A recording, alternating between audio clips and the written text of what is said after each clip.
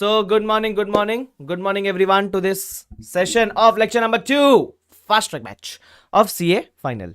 आज अपन कंटिन्यू करेंगे अपना जो टॉपिक अपन ने कल शुरू किया था, लेकिन टॉपिक कंटिन्यू करने के पहले आपको मैं बताना चाहूंगा, अगर आपने रिवाइज नहीं किया है तो पहली फुर्सत में लेक्चर से बाहर निकल है, कोई जरूरत नहीं हिंदुस्तान को तेरी। बराबर मैं पहले बता रहा हूं, कल भी मुझे एक बच्चे का मैसेज आया, सर मेरे को एफआर कुछ याद ही नहीं आ रहा। मेरा एक ही सवाल था, आपने जब भी जिससे भी क्लासेस की क्या आपने डेली रिवाइज किया? वो बोले नहीं सर। तो मैंने बोला फिर आपको याद नहीं आएगा। तो मैं भी आपसे यही कह रहा हूं कि अगर आप रिवाइज नहीं करोगे तो याद नहीं आएगा। हाँ समझ रहे हो? तो मतलब ये वो बीवी की तरह है जिसको अगर तुम रोज नहीं, ये वो गर्लफ्रेंड की तरह है जिसको तुम रोज नहीं पूछोगे तो छोड़ के चले जाएगी, है ना। चलो एनीवेज, तो आज अपन कंटिन्यू करेंगे। ठीक है, अपन ने शुरू कर दिया था इंडेक्स 1 के साथ। मैं आपको फटाफट से एक बार इंडेक्स 1 रिवाइज करा दूं, अपन ने क्या क्या शुरू किया था। ठीक है, तो सबसे पहले अपन ने देखा था कंप्लीट सेट ऑफ इफेक्ट्स। कुछ चीजें पक्का पक्का बनती है, लेकिन उसमें एक चीजें थी जो सिर्फ रेट्रोस्पेक्टिव इफेक्ट देने पे बनती है, और वो है ओपनिंग बैलेंस शीट। बराबर, ओपनिंग बैलेंस शीट मतलब प्रीवियस ईयर के डे 1 की बैलेंस शीट। ठीक है, उसके बाद अपन ने देखा था definition of current asset. 4 point है, 4 में से कोई भी एक मीट करना है। पहला पॉइंट था realised within operating cycle, second expected to be realised within 12 months from the end of reporting period, तीसरा हेल्ड फॉर ट्रेडिंग, चौथा है cash and cash equivalent. Except अगर कोई रेस्ट्रिक्शन है तो उसको हम करंट नहीं मानेंगे, रेस्ट्रिक्शन नहीं है तो करंट मान लेंगे। उसके अलावा हमने देखा था डेफिनेशन ऑफ करंट लाइबिलिटी। अगर अपन करंट लाइबिलिटी के डेफिनेशन की बात करें, अगेन उसके अंदर 4 पॉइंट थे। बराबर, वो बोलते हैं expected to be realised in operating cycle. अब यहाँ एक खास बात ये देखी, यहाँ वर्ड था due, due due due to be settled in 12 months from the end of reporting period. मैंने आपको वो चीज बताई थी। उसके अलावा था हेल्ड फॉर ट्रेडिंग, और चौथा था if it does not have an unconditional right. अगर डिफर करने का अपने पास ऑप्शन नहीं है तो करंट, अगर डिफर अपन खुद के मर्जी पे कर सकते हैं तो क्या है वो नॉन करंट। बराबर, क्या यहां तक अपन ने कंप्लीट कर लिया था। अब मैं आपको आज एक नया कंसेप्ट पढ़ाने जा रहा हूं, और वो है breach breach breach of long term loan arrangement. ठीक है, अगेन अपन कल वाला ही मेथड फॉलो करेंगे। फटाफट से अपन लिखना शुरू करेंगे ब्रीच के रिगार्डिंग। ठीक है, आ जाओ। सबसे पहले breach of long term loan arrangement का अपन हेडिंग दे देंगे। जल्दी देखो, नॉर्मली अपन फास्ट ट्रैक में, अगर आप नॉर्मल फास्ट ट्रैक देखो किसी का भी, तो आप होते क्या है उसके अंदर आप है ना सिर्फ रीड करते हो, बट मेरा ये मोटिव है कि अपन फटाफट से नोट्स बनाए, तो उसके लिए आपको स्पीड मेंटेन रखनी पड़ेगी। ठीक है, चलो आ जाओ जल्दी से। तो हम बोल देंगे हेडिंग देकर जल्दी जल्दी, breach of long term loan arrangement, breach of long term loan arrangement. Now what is the meaning of this? तो आपको मैं एग्जांपल से समझाने का ट्राई करता हूं, ये चीज सुनना। सपोज दो इंसान है। बराबर, एक है देना बैंक। ठीक है, एक देने वाली बैंक, जो देना बैंक लोन देते रहती है। अच्छा ठीक है, तो इसने ना लोन दिया मुझे 1 अप्रैल 12 को। ठीक है, किसको लोन दिया? लोन लेने वाला आदमी इस दुनिया में एक ही है, और हुई जी आकाश कंदोई। तो आकाश कंदोई को उसने लोन दिया। ये खड़ा है एके लिमिटेड। ठीक है, सर कितने का लोन दिया? अब आप बताओ, बड़ा आदमी है, छोटे मोटे लोन लेने वाले के आदमी? The answer is no, he always believes in big loans. बराबर, तो उस केस में लोन कितने का लिया? लोन लिया 500 करोड़ रुपए का। 500 करोड़ रुपए का। ठीक है, कितने साल का लोन लिया? 10 साल का लोन लिया। अब है ना, हुआ क्या सुनना, this loan has a condition in it. ये लोन के ऊपर एक कंडीशन है। अब वो कंडीशन क्या अपन समझने का ट्राई करते हैं। दैट कंडीशन इज, बैंक ने पहले पूछा, ए आकाश कंदे सुनना, तेरे को लोन क्यों चाहिए? तो मैंने बोला बिजनेस करूंगा, है ना। बैंक ने मुझे पूछा आकाश कंदे तेरे को लोन क्यों चाहिए? मैंने बोला बिजनेस करूंगा। ठीक है, तो बैंक बोलता है बिजनेस करने का खुद के पैसे से करना, मेरे पैसे से बिजनेस क्यों कर रहा है ना। तो आकाश बोलता है खुद के पास तो पैसा नहीं है। तो बैंक बोलता है अबे अगर पैसा डूबेगा तो मेरा डूबेगा। तो इसलिए बैंक ने बोला पैसा दूंगा, लेकिन एक कंडीशन पे, जितना बिजनेस में तुम मेरा लोन का पैसा लगाएगा उतना तुझे भी कंट्रीब्यूट करना पड़ेगा। राइट, तो है ना। अब ये लोन के ऊपर एक कंडीशन है। कंडीशन क्या, ध्यान से सुनना। बराबर, वो कंडीशन ये है कि 15 मार्च 13 तक, 15 मार्च 13 तक प्रोमोटर को भी कंट्रीब्यूशन लाना पड़ेगा। प्रोमोटर को कंट्रीब्यूशन लाना पड़ेगा कितने का? 500 करोड़ का। अगर प्रमोटर नहीं लाया, if the promoter fails, if he fails, promoter मतलब ये आकाश कंदे को लाना, आकाश कंदे के प्रोमोटर को लाना पड़ेगा। If he fails, then loan becomes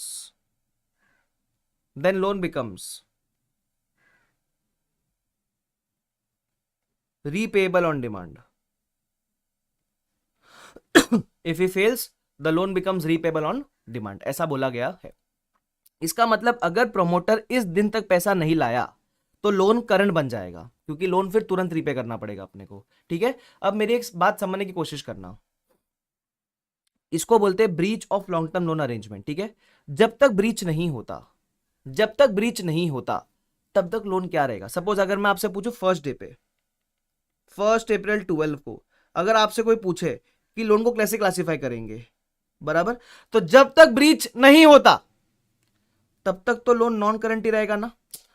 तुम समझ रहे हो क्या? अरे जब तक सीए में एग्जाम देकर अटेम्प्ट ना लगे तब तक तो तुम पहले अटेम्प्ट वाले कहलाओगे ना। बस मैं भी यही कह रहा हूं। अभिषेक बोलता है इतना पैसा तो लेके भाग ही जाने का। ओ भाई, माल्या वाली बातें नहीं करने का अपने साथ में, ठीक है, कि भाग जाओ ये कर लो वो कर लो। स्क्रीन हट गई क्या? स्क्रीन आजा बेटा, आजा बेटा, स्क्रीन नहीं आ रही क्या? वापस रुको, ठीक कर देते इसको। हाँ, अब आएगी। हाँ, तो जब तक ब्रीच नहीं होता, परफेक्ट आंसर है प्रणव, ख्याति, शिरीन, वेणुगोपाल, पूजा एंड अस्मिता, परफेक्ट है। ठीक है, तो जब तक ब्रीच नहीं होता तब तक तो लोन नॉन करंट रहेगा, एकदम करेक्ट। अच्छा, तो ब्रीच होने के पहले तक नॉन करंट ही चिल्लाने का ध्यान रखना। तो अभी सपोज अगर मैं आपको 31 दिसंबर को पूछूं लोन क्या रहेगा, तो सर 31 दिसंबर तक अगेन ब्रीच नहीं हुआ है, हमारे पास तो 15 मार्च तक का समय है। तो जब तक ब्रीच नहीं होता तब तक तो नॉन करंट है। अच्छा, ब्रीच होने के लिए इस दिन तक पैसा लाना है। अच्छा, मैं बोलूं ये दिन के एक दिन पहले तक भी लोन नॉन करंट रहेगा। अगर मैं आपको 14 मार्च को आके पूछूं कान में कि सुनना ये सुनना लोन को क्या बोलूं, तो तुम एक दिन पहले भी लोन को क्या बोलने का, एक दिन पहले भी लोन को करंट ही बोलने का। ठीक है, ध्यान रखने का ये वाला पार्ट, और लिखते हुए चलना मेरे साथ, पहले बता रहा हूं। और अगर तुम भाई सो रहे, सुबह का टाइम है, सो रहे हो ना भाई, चाय मार के आओ मुंह पे, चाय पी के मतलब मार के आओ मुंह पे। ठीक है, ध्यान रखना। चलो, तो मैंने क्या बोला जब तक ब्रीच नहीं होता तब तक तो लोन नॉन करंट रहेगा। क्यों? क्योंकि 10 साल का पीरियड है तब तक तो। अब ठीक है, हुआ क्या सुनना। अब मैं आपको मल्टीपल केसेस बता रहा हूं। ठीक है, सबसे पहला केस ए। केस ए मैं बोलता हूं ऑन 15 मार्च 2023 प्रोमोटर्स डिफॉल्टेड। ठीक है, प्रोमोटर ने क्या कर दिया, डिफॉल्ट मार दिया। अब जैसे ही प्रोमोटर ने डिफॉल्ट मारा, अब मुझे बताओ ईयर एंड पे अगर आपसे पूछूं लोन क्या हो जाएगा, 23 मतलब वही 30 ना, 13 सॉरी। जैसे ही प्रोमोटर ने डिफॉल्ट मारा लोन क्या बन जाएगा। तो अगर आपसे ईयर एंड पे कोई आके पूछे सुनना बता लोन क्या बोलूं, तो आप बोलोगे लोन बन जाएगा करंट। लोन क्या बन जाएगा, करंट। अच्छा सॉरी, ये करंट नॉन करंट होना चाहिए ना, मैंने गलत लिख दिया। अच्छा बताया आपने, मतलब अटेंटिव तो हो आप लोग, बराबर। 14 को भी लोन नॉन करंट रहेगा, यस यस सॉरी। हाँ, तो एक दिन पहले तक भी लोन क्या रहता है, नॉन करंट रहता है, बराबर। अब मैंने बोला केस ए, 15 को प्रोमोटर डिफॉल्टेड, प्रोमोटर पैसा नहीं लाया, तो ईयर एंड पे लोन आपके लिए क्या बन जाएगा, करंट बन जाएगा। सिंपल है वाला पार्ट क्या, यस। ठीक है, चलो आ जाओ आगे। Second case, case B. Case B, suppose 15 मार्च को प्रोमोटर ने डिफॉल्ट मार दिया, प्रोमोटर डिफॉल्टेड। ठीक है, अब हुआ क्या, डिफॉल्ट मारते ही 16 को हम गए बैंक के पास, हम ऐसे भाग भाग के बैंक के पास गए कि बैंक थोड़ा माफ कर देना। तो बैंक बोलता है क्यों माफ करूं, तो मैंने जेब से निकाली बंदूक, टेबल पे रखी, मैंने बोला बैंक माफ कर देना। बैंक बोलता है अरे आकाश सर आप तो बुरा मान गए, है ना, आकाश सर आप तो बुरा मान गए। तो हमने क्या किया, हम 16 को गए, ठीक है, पहले हमने डिफॉल्ट किया, ठीक है, डिफॉल्ट होते लोन करंट बन चुका। हम 16 को गए और बैंक को बोला बैंक थोड़ी सी और मोहलत देना, है ना, थोड़ा सा और मोहलत देना। तो 16 को हमने बैंक से मांगा ग्रेस पीरियड। क्या मांगा हमने, ग्रेस पीरियड। अब ये ग्रेस पीरियड कितने समय का बैंक से मांगा हमने, हमने बोला बैंक को बोला कि 2 years from the end of reporting period.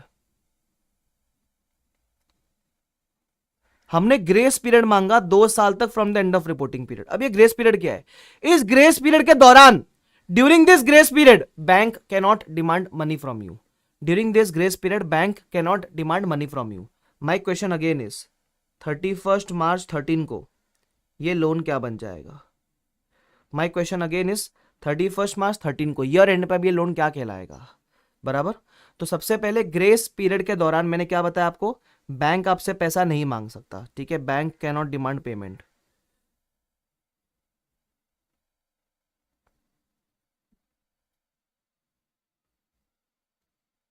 तो मैं बोलूं अगर आप देख रहे हो तो 2 साल तक from the end of reporting period bank can not demand payment from you, है ना। तो उस केस में लोन क्या बन जाएगा? ईयर एंड पे।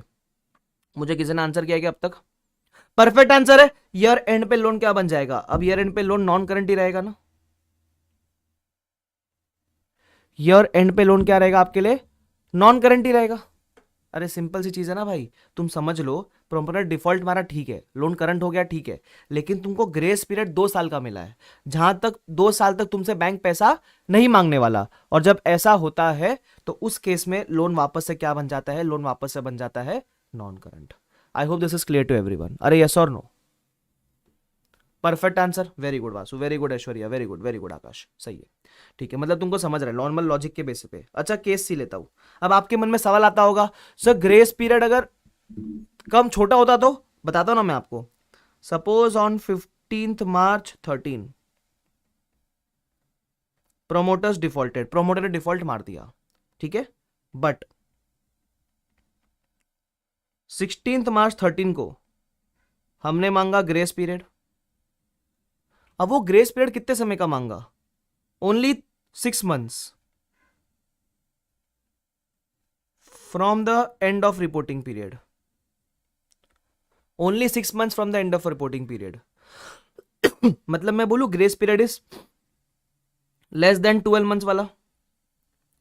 ग्रेस तो मांगा, लेकिन ग्रेस 12 महीने से कम का मांगा।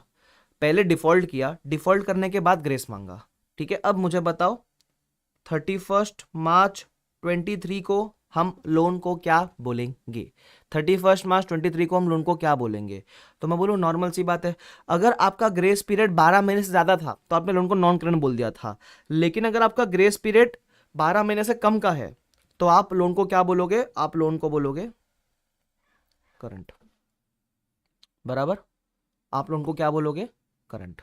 Is this absolutely clear to everyone क्या? अरे यस और नो? परफेक्ट, ठीक है, सही है, एकदम ही मजा आ गया भाई साहब। कैन वी प्रोसीड फर्दर क्या? Can we proceed further? Yes perfect, ठीक है, मैं आगे बढ़ रहा हूं अभी। जबरदस्त, ठीक है, लेट्स प्रोसीड फर्दर।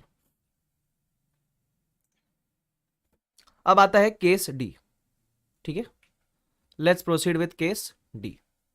चलो, अब ये केस डी बहुत क्रिटिकल है। इसका मतलब मैं बोलूं ऊपर हमने क्या कंक्लूड करा? ऊपर हमने कंक्लूड करा कि अगर ग्रेस पीरियड, अच्छा किसी ने बोला 15 मार्च को क्या बोलेंगे? अरे जिस दिन डिफॉल्ट हो गया उस दिन तो करंट बन ही जाएगा ना, कैसी बातें कर रहे हो तुम? हाँ सुनना, मतलब मैं कंक्लूड कर दूं अगर ग्रेस पीरियड 12 महीने से ज्यादा का है तो वो नॉन करंट हो जाता है लोन, ठीक है। और अगर grace period less than 12 months का है, अगर grace period less than 12 months का है तो लोन लोन क्या हो जाता है? करंट हो जाता है, बराबर। क्या ध्यान रखना, ठीक है। मैं शॉर्ट फॉर्म समरी आपको लिखा सकता हूं इधर चाहिए तो।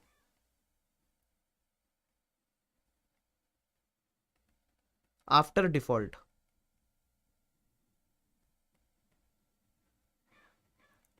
अगर grace period more than 12 months का है तो नॉन करंट, अगर grace period less than 12 months का है तो करंट, बराबर। अच्छा सर ग्रेस पीरियड अगर एग्जैक्टली 12 मंथ्स का हुआ तो एग्जैक्टली तो वो नॉन करंट ही कहलाएगा। तो वो मैं इसमें लिख दूं grace period is equal to और more than 12 months. Exactly 12 months का है तो भी नॉन करंट में डालने का उसको, मतलब जब वो एग्जैक्टली 12 मंथ्स का है तो treat it like more than 12 months, simple, ठीक है क्या? चलो, ये अपन ने डिस्कस कर लिया। अब मुझे आपसे ना एक बड़ा मस्त वाला केस डिस्कस करने का है, ठीक है। I will discuss a very good case with you and that is going to be case D, ठीक है। हम अभी केस डी डिस्कस करेंगे, that is important.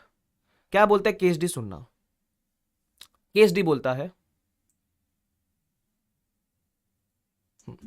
Case D बोलता है सपोज, अब मुझे बताओ अगर हमको पता है हमारे पास पैसा नहीं है, अगर हमको पता है कि हमारे पास पैसा नहीं है, 15 मार्च को हम पैसा नहीं ला पाएंगे, तो क्या हम लास्ट तक जाके वेट करेंगे क्या? विल वी वेट टिल 15 मार्च कि आ भाई बैल मुझे मार, उड़ता तीर को तो ना लेंगे अपने पास, बाय बाय तीर बाय बाय तीर, ऐसा तो ना करेंगे? अगर अपने को पता है कि 15 मार्च तक अपने पास पैसा नहीं आने वाला है ना तो हमने डिफॉल्ट तक का वेट ही नहीं करा, ठीक है। हमने क्या किया,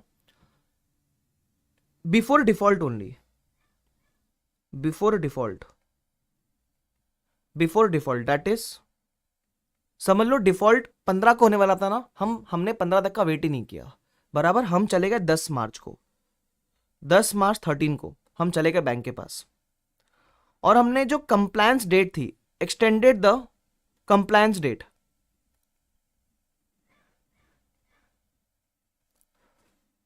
बाय 6 मंथ्स। सर इसका मतलब क्या हुआ, जो नॉर्मली आपको ये बोला था ना कि 15 मार्च तक पैसा चाहिए, वो कटवा के अपन ने क्या किया, वो कटवा के अपन ने इसका 15 सितंबर करवा दिया, वो कटवा के अपन ने इसका 15 सितंबर करवा दिया, ठीक है। मतलब हमने ब्रीच होने दिया ही नहीं, हमने डिफॉल्ट होने दिया ही नहीं, डिफॉल्ट होने के पहले ही हम जो अपनी डेट है, ओरिजिनल डेट है, उसी को एक्सटेंड करवाया है। अब मेरी बात ध्यान से सुनना, मैंने क्या बोला, हमने डिफॉल्ट होने दिया ही नहीं, डिफॉल्ट होने के पहले ही हम जो ओरिजिनल डेट थे उसको एक्सटेंड करवा के आ गए। माय क्वेश्चन इज, अगर आपसे कोई ईयर एंड पे पूछे, अगर आपसे कोई ईयर एंड पे पूछे कि लोन क्या रहेगा, तो आपका जवाब क्या होगा, ईयर एंड पे लोन क्या रहेगा। मेरे को शंकर ने आंसर किया है, चिराग ने करंट बोला है, शंकर ने नॉन करंट, शिखा ने नॉन करंट, नवनीत ने नॉन करंट बोला है, और नवनीत ने मेरे को एक बहुत अच्छा रीजन भी दिया, सुनना सर ये लोन क्या रहेगा, the correct answer is loan will stay non current. है सर लोन नॉन करंट क्यों, वो तो 6 महीने से एक्सटेंड करवाई अपन ने। एक मैंने आपको बात बताई थी, जब तक ब्रीच ना हो, ब्रीच होने के एक दिन पहले तक लोन नॉन करंट रहता है, बताया था मैंने, ब्रीच होने के एक दिन पहले तक लोन नॉन करंट रहता है। जहां आपने ब्रीच होने दिया ही नहीं, जहां आपने ब्रीच होने दिया ही नहीं, उधर तो लोन नॉन करंट ही रहेगा ना यार। मतलब मैं बोलूं जहां ब्रीच हुआ ही नहीं है, the loan will retain its original classification, बराबर क्या। तो जिधर ब्रीच हुआ ही नहीं, मैं बोलूंगा no breach yet, no breach yet, therefore loan retain its original classification. जब तक ब्रीच हुआ ही नहीं, तब तक loan will retain its original classification, ये बात आप ध्यान रखना। क्लियर क्या, नहीं आदर्श फिर भी नॉन करंट ही रहेगा। क्लियर है क्या वाला पार्ट, परफेक्ट, ठीक है। अब मैं आपसे एक बार ओरल टेस्ट ले लूँ क्या, आपका ओरल टेस्ट, मुझे ओरल टेस्ट लेना एक बार, तो मेरे को समझेगा आपको कितना समझा है कितना नहीं समझा है, ठीक है। एक बार फटाक से मैं ओरल टेस्ट ले रहा हूँ, मेरी बात ध्यान से सुनना। हम कौन सा पॉइंट पढ़ रहे थे, breach of long term loan arrangement, ठीक है। शांति से पढ़ना। सबसे पहला, जब तक ब्रीच ना हो, जब तक ब्रीच ना हो तब तक लोन नॉन करंट रहेगा, क्योंकि लॉन्ग टर्म लोन है, ठीक है। तो जब तक ब्रीच नहीं होता हम लोन को नॉन करंट बोलेंगे, non current non current non current non current non current. अच्छा, केस है ब्रीच हो गया, कोई ग्रेस की बात नहीं किया, सीधा ब्रीच हो गया, तो जिस दिन ब्रीच हो गया उस दिन से लेकर जिंदगी भर तक लोन करंट हो जाएगा, जब तक पे नहीं कर रहे हो। अच्छा, केस बी, अगर ब्रीच हो गया, अगर ब्रीच हो गया, ठीक है, ब्रीच होने के बाद ग्रेस मांगा, और ग्रेस या तो 12 मंथ्स का मांगा या मोर देन 12 मंथ्स का मांगा। ब्रीच होने के बाद ग्रेस मांगा या तो 12 मंथ्स का मांगा या मोर देन 12 मंथ्स का मांगा, तो उस केस में loan will be non current again, perfect. अच्छा, ब्रीच हो गया, केस सी, ब्रीच होने के बाद ग्रेस मांग, ब्रीच होने के बाद ग्रेस मांगा और ग्रेस मांगा लेस देन 12 मंथ्स का, बराबर, तो उस केस में दो लोन विल बी करंट, बराबर, क्योंकि grace period less than 12 months का ब्रीच होने के बाद मांगा है। अच्छा, केस डी, सबसे मजबूत वाला, सर ब्रीच होने दिया ही नहीं, ब्रीच होने के 5 दिन पहले से भाग के गए, भाग के गए, भाग के गए, भाग के गए, भाग के गए, और बैंक को बुलाया, बैंक सुनना डेट एक्सटेंड कर लेना, बराबर, तो ब्रीच होने के पहले डेट एक्सटेंड करवा ली। अब अगर ब्रीच होने के पहले आप एक्सटेंड करवाते हो तो उस केस में फर्क ही नहीं पड़ता एक्सटेंशन कितने महीने का है, ब्रीच नहीं हुआ ना तो लोन नॉन करंट रहेगा, जब तक ब्रीच नहीं होता तब तक लोन नॉन करंट रहेगा, कहानी खत्म, दैट्स इट। क्लियर है क्या वाला पार्ट, क्लियर है वाला पार्ट क्या, परफेक्ट। तो मैं इधर समरी बनाई थी मैंने कि आफ्टर डिफॉल्ट ग्रेस पीरियड अगर इक्वल टू मोर देन 12 है तो non current, grace period less than 12 है तो करंट, ठीक है। मैं बोलूं बिफोर डिफॉल्ट, अगर डिफॉल्ट होने के पहले ही चले जाते तो उस केस में ग्रेस पीरियड 12 मंथ्स का हो या लेस देन 12 हो, बराबर। If no default then loan stays as non-current, assuming of course the tenure is very high, assuming the tenure is very high. Is this clear to everyone? Yes or no? सबको समझता है ये वाला part simple सा, yes, मजा आ गया, आप लोग एकदम मजा आ गया भाई साहब, मैं पहले बता रहा हूं तुम लोग को है ना ये झपकी वपकी लेना मत, पहले बता रहा हूँ, और घर पे आके ऐसा कट्टू दूंगा एक, ठीक है, ध्यान रखना। हाँ, केएचडी के पीछे लॉजिक क्या है? वो सेटल होगा ही ना 12 मंथ्स के अंदर। आदर्श बोलता है सर केस बी में ऐसा क्यों बोलते हो, वो 12 महीने में सेटल तो होने वाला है ना। अरे किसने बोला भाई, अगर प्रमोटर इस दिन तक पैसा ले आया तो लोन का टेन्योर 10 साल था भाई, 10 साल, क्यों सेटल होएगा वो 12 महीने के अंदर? कैसी बातें कर रहे हो तुम? समझ रहे हो मैंने क्या बोला? अरे भाई वो प्रोमोटर को पैसा लाने का दिन बदला है, प्रोमोटर अगर इस दिन तक पैसा ले आया तो वो तो 10 साल का लोन है, वो जल्दी क्यों सेटल होएगा फिर? माता खराब थोड़ी ना उसका। चलो ठीक है, मतलब तू बोल रहा है ना, तू बोल, जान दे, अभी तो एग्जांपल देता था अच्छा वाला, लेकिन छोड़, जरूरत नहीं है। एनीवेज, तो ये कहाँ लिखा हुआ है पॉइंट सर? इस पॉइंट के बारे में किताब में अगर आप देखोगे तो ये रहा, breach of long term loan arrangement, ये वाला पॉइंट दिखता है आपको? यस, ठीक है। तो इसके रिगार्डिंग मैं बोल दूं नोटबुक के अंदर एग्जांपल रेफर करने का। परफेक्ट, चलो। ओके क्या और कोई क्वेरीज है क्या? देखना था मुझे। अंजलि उसका बाद इंडेक्स 10 में होएगा sir, suppose loan payment is 34 and grace period will be 13 months after breach. देखो एंड ऑफ रिपोर्टिंग पीरियड की वाली बात है ना, इंडेक्स 10 में होती है, वो यहाँ कवर्ड नहीं है, ध्यान रखना। चलो, तो ये पॉइंट आप घर पे बाद में रीड कर सकते हो, इसके ऊपर मैंने आपको एग्जांपल ऑलरेडी लिखा दिया है, ठीक है, ध्यान रखना। अच्छा, अब उसके बाद अगर आपको मैं इंडेक्स 1 का चार्ट दिखाऊं, ठीक है, मेरे को इंडेक्स 1 का एक बार चार्ट दिखाने दो। ये रहा मेरा इंडेक्स 1 का चार्ट, ठीक है। अब मेरे इंडेक्स 1 के चार्ट में अगर आप ध्यान से देखोगे तो मेरा क्या क्या हो चुका है, जो मैंने 3 रेड चीजें बताई थी। इंडेक्स 1 वैसे भी आप छोड़ने वाले की बातें कर रहे थे, छोड़ना मत, जितना मैंने बताया उतना करके चले जाना। तो इसमें क्या इंपॉर्टेंट है, करंट एसेट वाला डेफिनेशन, करंट लाइबिलिटी वाला डेफिनेशन और breach of long term loan arrangement. सिर्फ इतना ही पार्ट इंपॉर्टेंट है, इतना ही पार्ट आपको एग्जाम के लिए भी करके जाना है, इससे ज्यादा आपको एक भी वर्ड पढ़ने का जरूरत नहीं है, इतना ध्यान रखना। इसके अलावा इंडेक्स 1 में बाकी जो भी चीज है, if you want you can just give one read to it, exam point of view से इतना क्रिटिकल नहीं है। तो एग्जाम पॉइंट ऑफ व्यू से इतना क्रिटिकल है, अब तो अपन इंडेक्स 1 के कंसेप्चुअली अपने को इतना ही पढ़ना है, ठीक है। अब सर कंसेप्ट हो गया इंडेक्स 1, यस इतना ही है कंसेप्चुअली इंडेक्स 1, ठीक है। अब उसके बाद अब मुझे कुछ क्वेश्चंस वगैरह की बात करनी है, ठीक है, मुझे बहुत इंपॉर्टेंट बात करनी है। ऑफकोर्स क्वेश्चंस तो अपन करने वाले इंडेक्स 1 के भी, बट क्वेश्चंस करें उसके पहले मुझे आपको एक बैकग्राउंड देना है, ठीक है। तो समझने का ट्राई करना मैं क्या बोलने वाला हूँ। एक second, just give me a moment. Moment है, तू ना देख बेटे, ये भी एक मोमेंट है। एक दिन होगा रास्ता बिजाम मेरे नाम से तेरी गली का, वो भी एक मोमेंट है, ठीक है। अब सुनना, मैं एक बार चैट खोल लेता हूँ, मुझे आपकी चैट नहीं दिख रही है। हाँ चलो ठीक है, दिख गई चैट दिख गई।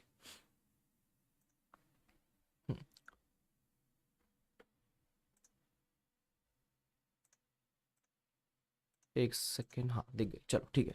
अब सुनना, अपने पास है ना, आपको पता है ना एफआर में सबसे इंपॉर्टेंट क्या है? कंसेप्ट पढ़ना इंपॉर्टेंट है क्या? कंसेप्ट पढ़ना तो इंपॉर्टेंट है, लेकिन उससे भी इंपॉर्टेंट है क्वेश्चंस। तो मैं बोलूंगा क्वेश्चंस बहुत इंपॉर्टेंट है। अब है ना एफआर में आपका सबसे बड़ा डर पता है किधर है? सर कितने क्वेश्चंस है एफआर में? अगर मैं रेपिटेटिव क्वेश्चन निकाल दूं और सिर्फ नॉर्मली क्वेश्चंस देखूं तो there are total 1300 questions, 1300 questions approx. आप बोलोगे है माता सर इतने सारे क्वेश्चन है, कैसे करेंगे ये? अब सुनना, तो अपने पास ये जितने भी क्वेश्चंस है, तो ये सारी की सारी क्वेश्चंस मेरे क्वेश्चन बैंक में इंक्लूडेड है। What does the question bank include?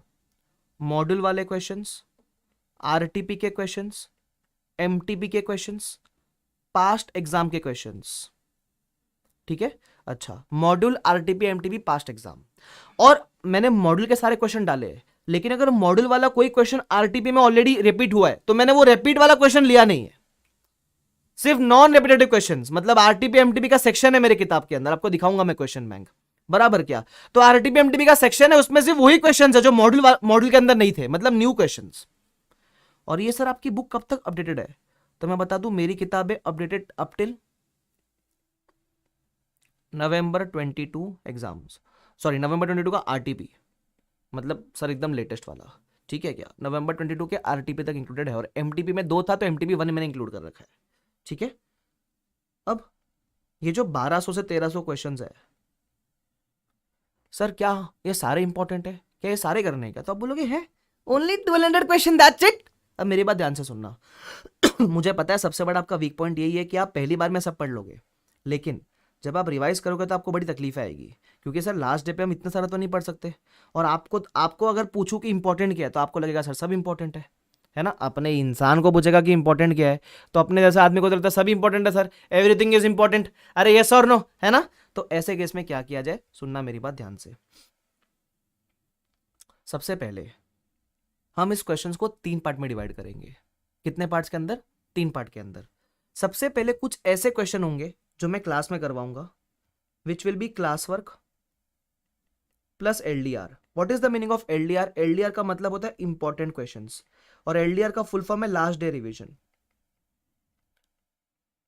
ये आपको, मुझे पता नहीं कितने सब्जेक्ट में आपको करके दिया रहेगा किसी ने, मैं तो करके दूंगा आपको, ठीक है। तो class work plus LDR. LDR का मतलब ये होता है क्या सर ये एग्जाम के लिए इंपॉर्टेंट है? ऑफ कोर्स यस, बट ये वो क्वेश्चंस है जो कुछ क्वेश्चंस मिलाकर आपका पूरा सिलेबस कवर कर लेंगे। मतलब फॉर एग्जांपल सपोज इंडेक्स 1 में 20 क्वेश्चंस है, मैं आपको 4-5 ऐसे क्वेश्चन बताऊंगा, अगर आपने ये 4-5 क्वेश्चन कर लिए तो बाय डिफॉल्ट आपके पूरे सारे कंसेप्ट कवर हो गए और सारे क्वेश्चंस भी कवर हो गए। ये बात ध्यान रखना आप, बराबर क्या। तो एक है क्लास वर्क प्लस एलडीआर वाला पार्ट, ठीक है। एलडीआर का मतलब है लास्ट डे रिवीजन। ये जो क्वेश्चंस है, ये जो मैं मार्क कराऊंगा, ऑफ कोर्स मैं क्लास में भी कराऊंगा और ये इंपॉर्टेंट भी है, तो इसको जब भी आप घर पे प्रैक्टिस करोगे, इसको हमेशा हमेशा आपको करना है रिटन प्रैक्टिस, ऑलवेज। आप हमेशा इसको लिख कर प्रैक्टिस करोगे, लिख कर, स्क्रिबल करो, रफ में करो, मेरे को फर्क नहीं पड़ता, आपको लिख कर प्रैक्टिस करना है। आप बोलते हो ना सर एफआर में लिख के कर लेंगे, लेकिन इतने सारे क्वेश्चन कैसे करें? मैं आपको बोल रहा हूं सर इसमें कितने क्वेश्चन आएंगे, मैं आपको हार्डली 200-300 क्वेश्चन दूंगा जो आपको लिख के प्रैक्टिस करने, उतना तो कर सकते हो ना यार। अगर आपको कोई बोलता कि out of 1300 question Akash Kande will give you 250-300 question to just write and practice, उतना तो कर सकते हो ना। 1/4 से भी कम क्वेश्चन है भाई, उतना तो कर सकते हो ना, उतना तो बन जाएगा ना भाई, ठीक है। तो ये ध्यान रखना, ये फर्स्ट सेक्शन होता है जो हमेशा अपने को लिखकर प्रैक्टिस करना है, ठीक है। उसके बाद there will be few questions which will be either class work, जो मैं क्लास में कराऊंगा, या फिर मैं कुछ कुछ क्वेश्चंस रेपिटेटिव क्वेश्चंस आपको होमवर्क दूंगा। क्लास में कराऊंगा या रेपिटेटिव क्वेश्चन होमवर्क दूंगा, लेकिन लेकिन लेकिन ये एलडीआर नहीं होंगे, this will not be LDR, मतलब ये इंपॉर्टेंट नहीं होंगे इतने, है ना। तो ऐसे केस में क्या करें, ऑफ कोर्स इसको एक बार तो प्रैक्टिस करना चाहिए अपने को, फर्स्ट टाइम में अपन प्रैक्टिस करेंगे, है ना। लेटर स्टेज पे ओनली रिफर, इसको अपने को सिर्फ रिफर करने का जरूरत है। रिफर मतलब जो तुम्हारा फेवरेट पार्ट है सिर्फ देख लिया, है ना, सिर्फ देख लिया, ये है चलो ठीक है, ये है देख लिया, ये सोल्यूशन था, एक क्वेश्चन था देख लिया, ऐसे। तो जो क्लास वर्क का थोड़े बहुत होमवर्क मैं दूंगा, मतलब क्लास में करवाया या मैंने आपको होमवर्क दिया लेकिन एलडीआर मार्क नहीं करवाया मैंने, तो उसके लिए क्या करना आपको, उसके लिए आपको सिर्फ एक फर्स्ट टाइम प्रैक्टिस करनी है, उसके बाद आप सिर्फ रिफर करोगे तो भी चलेगा, ठीक है। अब तीसरे टाइप के क्वेश्चन आते हैं, है ना, जो होते हैं बैलेंस क्वेश्चंस। मतलब ना ही मैंने उसको आपको एलडीआर करवाया, ना ही होमवर्क मार्क करवाया, ना ही क्लास में करवाया। अब ये बैलेंस क्वेश्चंस कौन से? These are small concept questions, या फिर आप कह दो स्मॉल थियरी क्वेश्चंस। आप अगर अपनी मॉड्यूल खोल के देखोगे तो there are very small small conceptual theory questions, है ना। अब ये क्वेश्चन आईसीआई के देने का मोटिव क्या होता है? जो बच्चा सेल्फ स्टडी करता है उसको कंसेप्ट कैसे समझ में आएगा, उसके पास तो आकाश कंदोई नहीं है समझाने के लिए, बराबर। तो उनको ये कंसेप्ट क्वेश्चन पढ़ के थोड़े बहुत कंसेप्ट का ज्ञान आता है। क्या ये क्वेश्चन एग्जाम में आते हैं? मोस्टली नहीं, बराबर। ये सारे क्वेश्चन में से आएगा तो हार्डली 2-3 क्वेश्चन है, एक क्वेश्चन आ गया तो आ गया, आज तक तो कभी आया नहीं है, क्योंकि ये क्वेश्चन का मेन मोटिव एग्जाम में आना नहीं है, ये क्वेश्चन का मेन मोटिव है आपको कंसेप्ट एक्सप्लेन करना। तो मैं बोलूं whenever we are reading the concept, जैसे मैंने आपको अभी इंडेक्स 1 के कंसेप्ट पढ़ाए, बराबर, तो ये क्वेश्चंस ऑटोमेटिकली कवर हो जाते हैं व्हाइल डूइंग द कंसेप्ट। तो मैं बोलूं ये वो क्वेश्चंस है which are automatically covered while we study concept in class,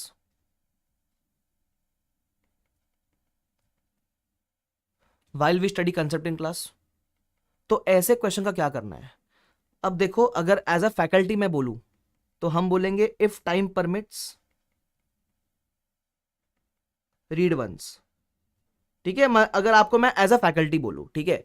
अब एक बार फैकल्टी वाला पिक्चर रखते हैं साइड में, एज अ बड़ा भाई बोलता हूं, ठीक है। अगर तुम मेरे को बड़ा भाई या छोटा भाई जो भी तुम मानते हो, मेरे को मेरी बात ध्यान से सुनना। ये जो क्वेश्चन है, पहला वाला जो सेक्टर है, इसको ऐसा, मतलब ऐसा प्रैक्टिस करना है इसको कि कोई माइकल लाल तुम्हारा 1 मार्क नहीं काट सके इसके अंदर, ठीक है। सेकंड वाला पार्ट आप सिर्फ रिफर करना, ठीक है। थर्ड वाला पार्ट आप जानते हो मैं क्या, मैं बोलूंगा नहीं लेकिन आप जानते हो क्या करना है उसका, क्योंकि ये वो क्वेश्चन जो तो कंसेप्ट और थियरी है, छोटे छोटे ऐसे दो दो दो दो तीन तीन लाइन के क्वेश्चन होंगे, बराबर। तो आप जानते हो क्या करना है इसका, ठीक है। मैं मुंह से नहीं बोलूंगा, वरना क्या होता है फिर वो तुम बोलोगे अरे ऐसा बोल दिया वैसा, मैं वो बोलूंगा नहीं, लेकिन तुम जानते हो एज अ बड़ा भाई होता तो मैं क्या बोलता तुमको, क्योंकि प्रैक्टिकली इतने सारे क्वेश्चन तुम एफआर में नहीं कर पाओगे और ये इतने काम के क्वेश्चन नहीं है, बराबर। तुम समझ गए ना क्या करना है उसका, ठीक है। तो ज्यादा फोकस आपका, सबसे ज्यादा फोकस ये वाला सेक्टर पे रहेगा, फिर थोड़ा लेस फोकस ये वाला सेक्टर पे रहेगा और बाकी फोकस ये वाला सेक्टर पे रहेगा। और आपको एक बात बताओ, क्या टेंशन मत लो, डरो मत ये नंबर देखकर, पता है क्यों, ऐसा समझ लो 40-50% क्वेश्चन ये वाले होते हैं आपके मॉडल में, 40-50% क्वेश्चन ये है, ठीक है। अस्मिता कहती है सर समझ गए, वो तुमने वेलकम मूवी देखी है क्या, वेलकम मूवी, ठीक है। वो वेलकम में नाना पाटेकर करता है ना उसको, राजीव राजीव, ऐसा, तो तुम समझ गए ना ऐसे ठीक है क्या। तो ज्यादा फोकस इस वाले क्वेश्चंस पे रखना है, ठीक है। क्लियर, डन, ये लिख के रखना है आपको, ठीक है। यस, चलो आगे बढ़ते हैं। और है ना, ये चिंता मत करो सर ये क्वेश्चंस नहीं करना रिस्क हो जाएगा ना, भाई ऐसा नहीं, तुम कर नहीं रहे हो, कंसेप्ट पढ़ते हो तुमने कर लिया उसको ऑटोमेटिकली, तुमने सिर्फ इसको अलग से टाइम इन्वेस्ट करके रीड नहीं किया है, ठीक है। तो सर एग्जाम में आया तो आप वैसे भी लिख पाओगे, तो आपको चिंता करने की जरूरत नहीं है। सर ऐसे कैसे लिख पाएंगे, देखो जब भी कंसेप्ट पे क्वेश्चन आया तो कंसेप्ट तो आपको आता ही है, तो कंसेप्ट क्वेश्चन आप वैसे भी फ्रेम कर पाओगे। मेन आप यहां आपको दिक्कत आती थी मेन, तो वो आपको ध्यान रखना ज्यादा, ठीक है। चलो ये बढ़िया था गुरु, ओके डन, मजा आ गया। इधर मेरे इधर काफी गर्मी हो गई है यार, तो मैं थोड़ा एसी चला लेता हूँ, है ना। अरे गर्मी क्यों हो गई, क्योंकि आई एम हॉट ना, है नहीं क्या, चलो ठीक है। इंडेस वन के कंसेप्ट हो गए, क्वेश्चंस पे आएंगे अभी फटाफट से, आ जाओ क्वेश्चन। अच्छा एक और चीज बतानी है मुझे, कुछ क्वेश्चंस को टाइप 3 को लिटरली सरक सरक कर देना, ज्यादा नहीं होगा तुम्हारा, इधर आओ। अब है ना कुछ क्वेश्चंस मैं आपको है ना कॉमन पूल के नाम से मार्क करवाऊंगा, ठीक है। There will be few common pool question, चलो वो बताऊंगा जब आएगा तब बताता हूँ, अभी फिलहाल इतना टेंशन मत लो उसका। तो मैं इंडेस 1 खोज लूँ, पहले मैं सही जगह पे हूं ना, यस। तो आप वॉल्यूम 3 खोलोगे, वॉल्यूम 3 में आप इंडेस 1 का क्वेश्चंस खोलोगे, ठीक है, मैं बताऊंगा आपको। अब देखो इंडेस 1 जैसे छपरी टॉपिक के अंदर भी ऐसा नहीं, कितने क्वेश्चन दे के दिखाता हूं मैं आपको।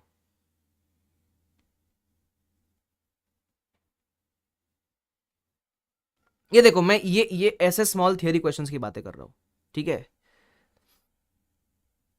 बराबर ऐसे स्मॉल थियरी क्वेश्चंस की बातें कर रहा हूँ। ये देखो ये स्मॉल हो गया, ये स्मॉल हो गया, ऐसे ऐसे चिंदी बिंदी क्वेश्चंस की बात कर रहा। बताओ ये एग्जाम में आएगा क्या, ऐसा क्वेश्चन एग्जाम में है तो पहले उठ के डांस करने का फिर सोल्व करने का उसको, ठीक है क्या। चलो आ जाओ, अब एक क्वेश्चन आपको होमवर्क देता हूँ थोड़ा सा, illustration number 11 read under homework, ठीक है। Illustration number 11 read under homework.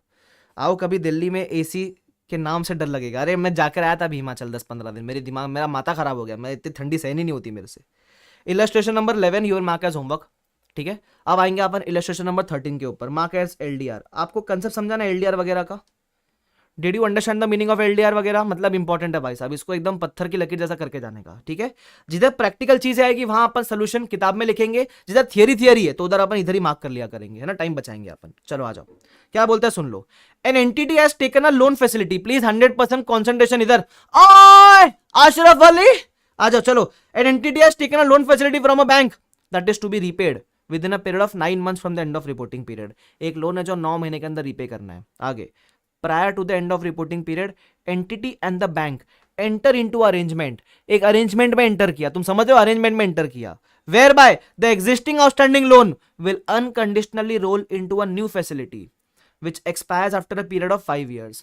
बोलता है अनकंडीशनल राइट दिया, चाहो तो 5 साल के बाद पे कर देना भाई साहब, 9 महीने का लोन है लेकिन हक दे दिया, अनकंडीशनल राइट दे दिया कि आप चाहो तो इसको 5 साल के बाद पे कर देना। पहला question, how should such loan be classified in the balance sheet, बताओ, जनता जवाब चाहती है भाई साहब।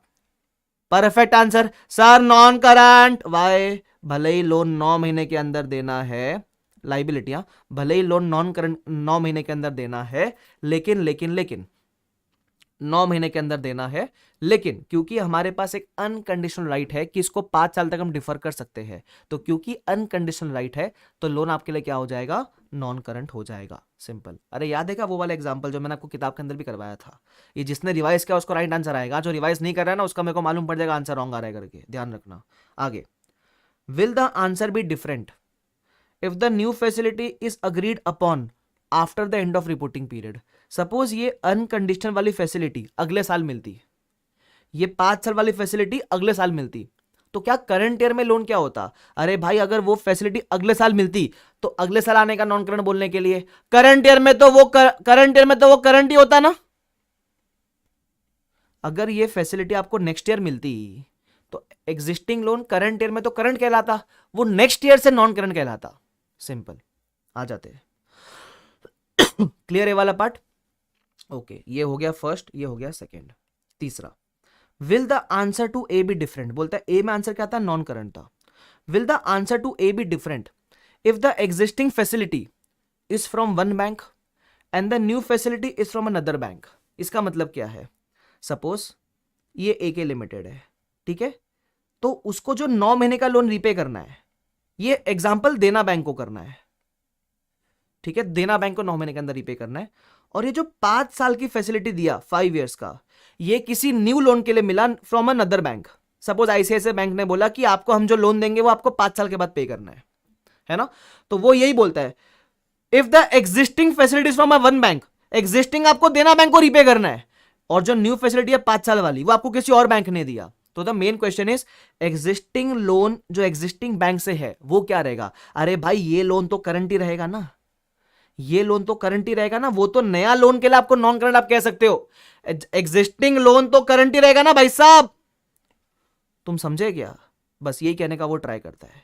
क्लियर? तो एग्जिस्टिंग लोन को आप क्या बोलोगे, करंट ही बोलोगे। वो नया लोन जो नए बैंक से लिया वो होगा नॉन करंट, एग्जिस्टिंग लोन तो करंट ही रहेगा। तो पूछा क्या था, will the answer to A B different. A में आंसर नॉन करंट आया था तो मैं बोलूंगा yes the answer to A is different, yes it is different. और डिफरेंट क्या है, द आंसर इज करंट। समझे क्या? सिंपल। आगे बढ़ जाते हैं। Will the answer to A B different if the new facility is not yet tied up with the existing bank. बोलते हैं नया फैसिलिटी अब तक टाई अप नहीं किया, अब तक कोई कॉन्ट्रैक्ट एंटर नहीं किया for this new facility, but the entity has the potential to refinance the obligation. बोलता है ऐसा 5 साल का कुछ लिखित में नहीं है, लेकिन हमारे पास पोटेंशियल है ना। ऐसा तो पोटेंशियल से कोई फर्क नहीं पड़ता भाई। ऐसा तो वो बोलेगा, आशीष बोलेगा, सर भले सिंगल हूं, पोटेंशियल है कि कैटरीना कैफ को पटा लूं। भाई तेरे पोटेंशियल से कोई फर्क नहीं पड़ता, पटी क्या? नहीं ना। तो जब तक नहीं मिला तुमको, जब तक वो एग्जिस्टिंग फैसिलिटी, जब तक तुमको वो एग्रीमेंट में एंटर नहीं किया डिफर करने का, तब तक तो लोन क्या रहेगा, करंट ही रहेगा भाई साहब। बराबर क्या? तुम्हारे पोटेंशियल से किसी को फर्क नहीं पड़ता। ऐसा तो वो आके बोलेगा पोटेंशियल मेरा क्या क्या है, तुम्हारे पोटेंशियल कौन देख रहा है भाई? तुमने आइडियली 5 साल में इसको डिफर किया, क्या तुमने ऐसा कोई कॉन्ट्रैक्ट एंटर किया था डिफर हो रहा है 5 साल तक? The answer is no. तो एग्जिस्टिंगली वो 9 महीने का लोन है तो वो करंट ही रहेगा। सिंपल। सबको समझता है? मतलब पहले वाले का आंसर नॉन करंट था और बाकी 3 का आंसर करंट आया। ठीक है क्या? तो देखते हैं। अच्छा, उसने डी में भी यही पूछा था, will the answer to A B different. मैं बोलूंगा हाँ, ए से आंसर डिफरेंट है और आंसर है करंट। बराबर। किसने बोला सर सी वाला वापस से बता दो? मैं पहले ही बता दूं, प्लीज अटेंटिव रहो क्लास के अंदर, ध्यान से सुनना।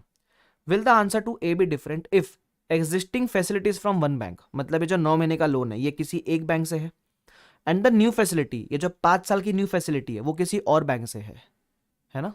तो ये जो एग्जिस्टिंग लोन है एग्जिस्टिंग बैंक से, ये तो करंट ही रह जाएगा ना। बस हम यही पूछ रहे क्योंकि ये तो 9 महीने का ही है, जो 5 साल का ऑप्शन दिया वो तो किसी और बैंक ने दिया, तो ये जो किसी और बैंक का लोन है वो शायद नॉन करंट हो जाएगा, लेकिन हमको किसी और बैंक के लोन के बारे में पूछा ही नहीं है। एग्जिस्टिंग लोन क्या रहेगा वो पूछा है। सिंपल। क्लियर है क्या ये वाला पार्ट? डन। तो ये अपन ने कौन सा वाला पार्ट किया? Illustration number 13 which was LDR. अगर आपको चेक करना तो करने का नॉन करंट, करंट, करंट और करंट। ठीक है। अब आप बोलोगे सर इसको हम एग्जाम में आंसर करेंगे कैसे? आपको क्या लगता है एक एक वर्ड लिखने का आपको मार्क्स मिलने वाला है क्या? नहीं। तो ऐसे केस में सबसे पहले you will write the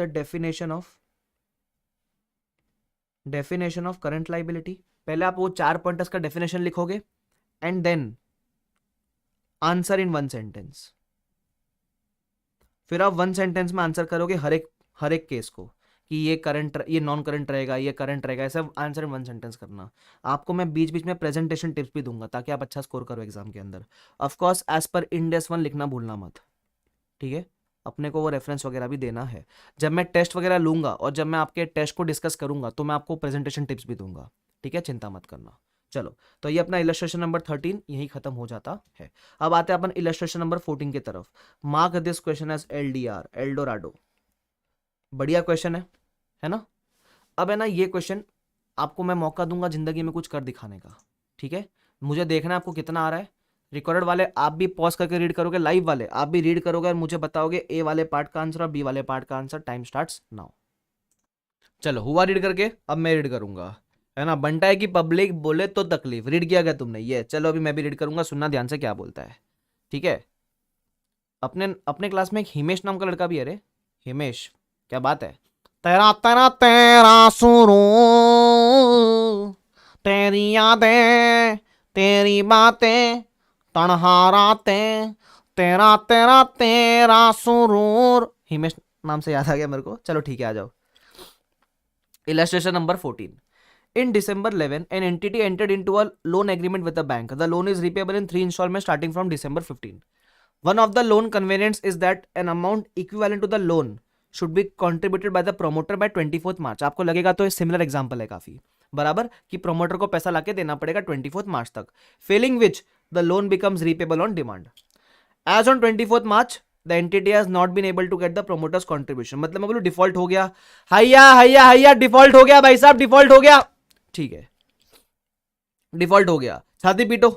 on default होने के बाद on 25th March the entity approach the bank and obtained the grace period up to June 30th। Breach हो गया, ब्रीच के बाद मांगा भीख, ठीक है, भीख मांगा ऐसा, और ग्रेस पीरियड मांगा कब तक का, सिर्फ 30 जून तक का, ठीक है। अब आप देखोगे तो ब्रीच ग्रेस पीरियड कितने समय का है, मैं बोलूं लेस देन 12 मंथ्स का है। अरे भाई मार्च अप्रैल से लेकर जून तक का मांगा है, लेस देन 12 मंथ्स, 3 महीने का मैक्सिमम मांगा है, ठीक है क्या। चलो, तो अब ब्रीच होने के बाद ग्रेस मांगा और ग्रेस है लेस देन 12 मंथ्स का, तो उस केस में बोलता है लोन क्या रहेगा, तो भाई तो लोन तो करंट रहेगा, पहला answer. Second, assume that in anticipation it may not be able to get the contribution by due date in Feb। बोलते हैं ब्रीच होने के पहले ही चला गया, बिफोर ब्रीच ही बोरिया बिस्तर बांध के पोटला लेकर चला गया, बिफोर डिफॉल्ट ही एंटिटी गया बैंक के पास, बोला भाई साहब एक्सटेंड करवा दो डेट। तो जब आप बिफोर डिफॉल्ट ही डेट एक्सटेंड करवा देते हो तो मैं बोलूं उस केस में the loan retain is original classification बराबर, तो उस केस में it will stay as non current, retain original classification. अरे यस और नो, अरे यस और नो, अरे dashing through the snow with the one one one one day. तो चलो समझ गया तुम लोग को, तो आंसर देख लो, करंट नॉन करंट। सर इसका आंसर कैसे करेंगे, सबसे पहले इंडेस 1 का रेफरेंस देंगे, ब्रीच के बारे में कंसेप्ट लिखेंगे, and then answer in 1 sentence.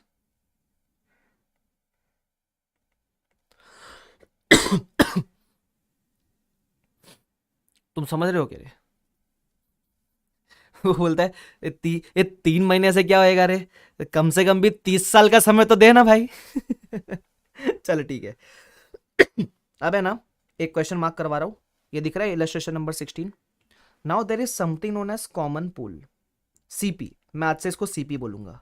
What is the meaning of common pool. Common pool का मतलब ये वो क्वेश्चंस है जो अपन अभी नहीं कर सकते। सर ऐसा क्यों, इस क्वेश्चन में ऐसे कुछ कंसेप्ट है जो फ्यूचर में आने वाले इंडेक्स में हम पढ़ने वाले हैं। तो फ्यूचर के इंडेक्स जब तक नहीं पढ़ेंगे तब तक ये क्वेश्चन नहीं कर पाएंगे। तो कॉमन पूल क्वेश्चंस हम कभी करेंगे सर, हम कॉमन पूल क्वेश्चंस करेंगे जब पूरा एफआर का सिलेबस हमारा पढ़ के हो जाएगा। उसके बाद हम एक सेपरेट सेशन लेंगे जिधर हम सारे कॉमन पूल क्वेश्चंस कवर करेंगे, right.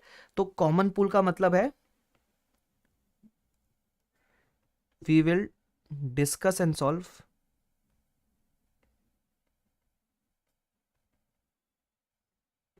at the end of syllabus.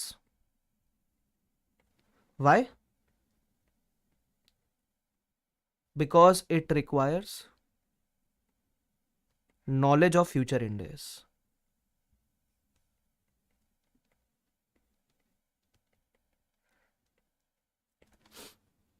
ठीक है। अब कॉमन पूल वाले सेल एलडीआर है कि नहीं, वो अपन कॉमन पूल के लेक्चर में डिस्कस करेंगे कि इसको एलडीआर में डालना है कि नहीं डालना है, वो अपन कॉमन पूल के लेक्चर में डिस्कस करेंगे। ठीक है, ध्यान रखना। तो ये मतलब ये भाई ये अपना घर की खेती है, ये सब कॉमन पूल वगैरह टर्म्स वगैरह, तो तुम ये सब देखना मत, मॉड्यूल में खुल के देख रहे हो where is common pool return, कुछ नहीं मिलने वाला मॉड्यूल के अंदर भाई। मतलब ये वही वाली बात हो गई कि तुम तन्हा आदमी बाहर जाके देख रहा है मेरे लिए कितने स्वयंवर के रिश्ते आ रहे, कोई रिश्ते नहीं आ रहे तुम्हारे लिए, बराबर का घर की खेती है वो सब। क्लियर है, समझेगा तुम लोग को। तो इनिशियल चैप्टर्स में इनिशियल टॉपिक जो अपन पढ़ेंगे उसमें कॉमन पूल थोड़े ज्यादा होंगे। एक बार अपन काफी 50% सिलेबस कवर कर लेंगे तो कॉमन पूल ऑलमोस्ट ना के बराबर आता हो चलेंगे। ठीक है क्या, तो 16 को आप मार्क करोगे as common pool.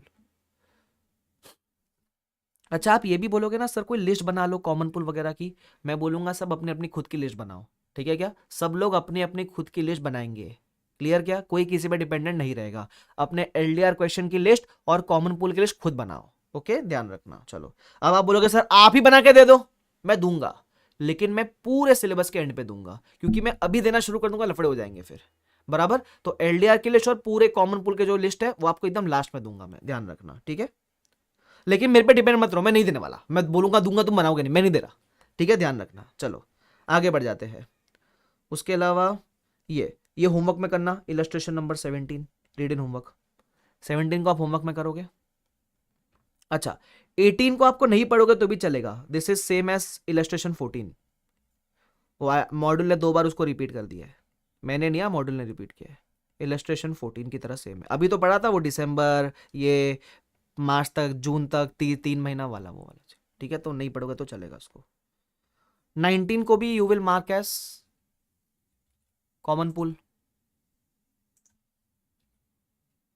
19 also will mark as common pool. 19, 20 both are common pool. 19 भी कॉमन पूल है सर, 20 भी कॉमन पूल है सर, पक्का कॉमन पूल करवाओगे ना? अरे भाई भरोसा रखना मेरे ऊपर, मैंने बोला था ट्रस्ट मिया, ऐसा दगाबाजी वाला हरकत नहीं मत करना मेरे साथ में। ठीक है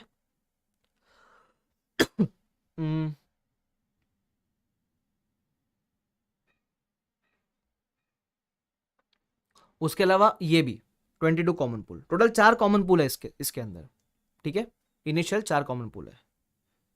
किसी ने बोला क्वेश्चन नंबर 17 एलडीआर है क्या? अरे नहीं नहीं, होमवर्क वाले एलडीआर नहीं होंगे, एलडीआर होंगे तो मैं क्लास में करवाऊंगा। ठीक है, ध्यान रखना। मुझे एक बढ़िया क्वेश्चन चाहिए यार, एक मस्त क्वेश्चन दूं क्या तुम लोग को? आ जाओ,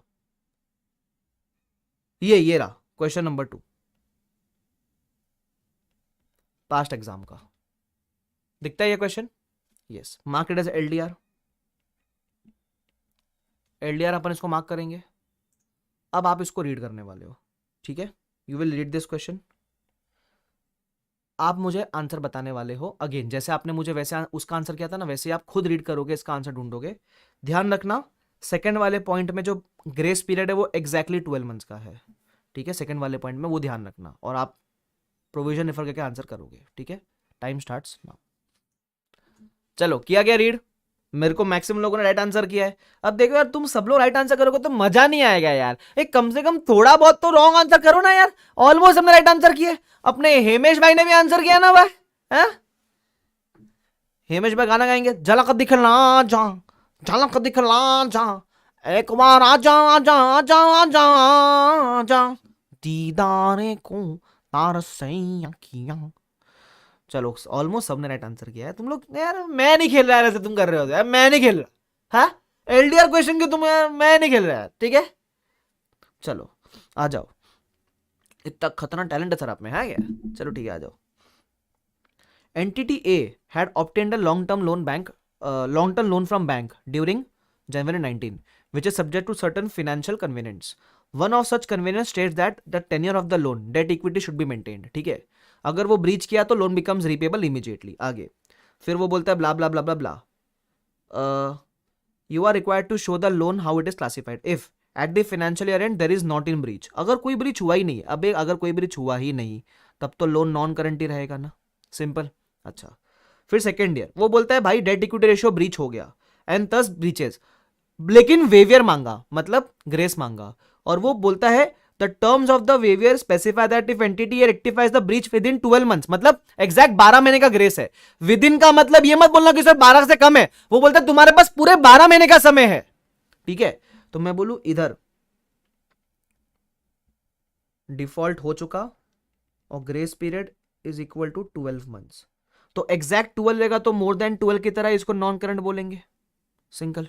ठीक है, सही, सिंपल है। आगे, considering the facts in two above except obtaining the waiver clause, बोलता है डिफॉल्ट ही हुआ है सिर्फ, लेकिन ग्रेस पीरियड नहीं है, तो उस केस में the loan will be current. तुमको समझ में आता है क्या? सर इसको लिखेंगे कैसे? वही सेम चीज, इंडेक्स का रेफरेंस, ब्रीच का कंसेप्ट और फिर एक आंसर इन वन सेंटेंस। तो देख लो, नॉन करंट और करंट। आप मुंबई आ रहे हो, आग लगा दी है? चलो ठीक है, क्लियर है ये वाला पार्ट? अरे यस सर, नो, यस ठीक है, क्लियर है। अब है ना, मैं आपको एक बात बताऊं क्या, आपको सबसे बड़ी तकलीफ ऑडिट लॉ के अंदर होती है ना, एक हिंट देने वाला हूँ, एक ट्रिक बताने वाला हूँ जो मैंने फॉलो की थी ऑडिट लॉ में, जिससे आपको बहुत हेल्प होगी। ऑडिट लॉ में ऐसे टाइप के क्वेश्चन ही होते हैं, इतना बड़ा केस स्टडी रहेगा, फिर उसका गांव भर का आंसर रहेगा। ठीक है, अब मुझे बताओ, अपन क्या करते हैं बेवकूफों की तरह, अपन थोड़े से ना इमेच्योर है, पता है क्या करते? क्वेश्चन तो पूरा पढ़ा, समझदारी किया, फिर अपन आंसर वर्ड बाय वर्ड पढ़ते, ऐसे ऐसे ऐसे ऐसे ऐसे ऐसे करके आंसर पढ़ते, अपन ऐसे ऐसे ऐसे ऐसे ऐसे करके आंसर पढ़ते। अब मुझे बताओ, आप है ना ऐसे कितने सारे आंसर, कितने सारे क्वेश्चंस पढ़ने वाले हो, क्या आपको सब चीजें याद रहने वाली है क्या? क्या आपको पूरा का पूरा आंसर याद रहने वाला है? 1000 क्वेश्चन आंसर पढ़ने वाले हो आपको क्या 1000 क्वेश्चन आंसर याद रहने वाले हैं क्या? नहीं। तो पता है क्या करने का, क्वेश्चन के बाजू में ही 2-3 वर्ड में उसका कंक्लूसिव आंसर लिख देने का। जैसे मैंने बोल दिया, फर्स्ट पार्ट का answer non current, second part में डिफॉल्ट हुआ ग्रेस एग्जैक्टली 12 है तो करंट, नॉन करंट, और थर्ड पार्ट में डिफॉल्ट हुआ ग्रेस पीरियड दिया ही नहीं तो करंट। ऐसा, ये मैंने कंक्लूसिव आंसर लिख दिया। अब मैं अपने माइंड में फॉर्मेट बना लूंगा कि जो भी ऑर्डर वाले क्वेश्चंस होंगे, पहले मैं सा का रेफरेंस, स्टैंडर्ड का रेफरेंस दे दूंगा, या जो भी रेफरेंस है वो दे दूंगा, थोड़ा कंसेप्ट लिख दूंगा जो मेरे कंसेप्ट नोट्स में मैंने पढ़ा था, और उसके बाद मैं आंसर इन वन सेंटेंस कर दूंगा। तुम समझ रहे हो क्या? तो अगर तुमने इतना भी कर लिया तो तुम्हारा काम हो जाएगा। ठीक है, मेरे को आदर्श समझा ऑडिट लॉ कैसे टैकल करना है, उसके क्वेश्चंस कैसे आपको समराइज करने हैं। ठीक है, मेरे को आदर्श ने एक बड़ा मस्त सवाल पूछा है, बोलता सर पैरा नंबर याद करूं क्या? तो है ना, इंडेक्स के नंबर याद कर ले, वो बहुत है। ठीक है, इधर एक तो बैठा फास्ट ट्रैक में, हाँ, ऊपर से सपने देखो कौन से, पैरा नंबर याद करूं क्या? अबे ये मेरे को भी याद नहीं होते, समझ रहे हो क्या तुम? तो पॉसिबल ही नहीं है प्रैक्टिकली ये हर एक इंडेक्स में सोचो, ये पैरा 74 है, तो टोटल इंडेक्स, इस इंडेक्स में मैं बोलूं मिनिमम 74 पैराग्राफ्स हो गए, तो आप याद करोगे पैरा 1 में क्या था, पैरा 2 में क्या था, पैरा 3 में क्या था? कैसी बातें कर रहे हो तुम? इंडेक्स का नाम नंबर याद कर लो, बहुत है बेटे उतना। ठीक है, बोलता है हनीमून पे स्विट्जरलैंड जाओ क्या? बेटे थाईलैंड का टिकट पहले बुक करा ले तो काफी है उतना, बैंकॉक का बुक करा ले उतना काफी है, स्विट्जरलैंड की बातें अभी नहीं। ठीक है,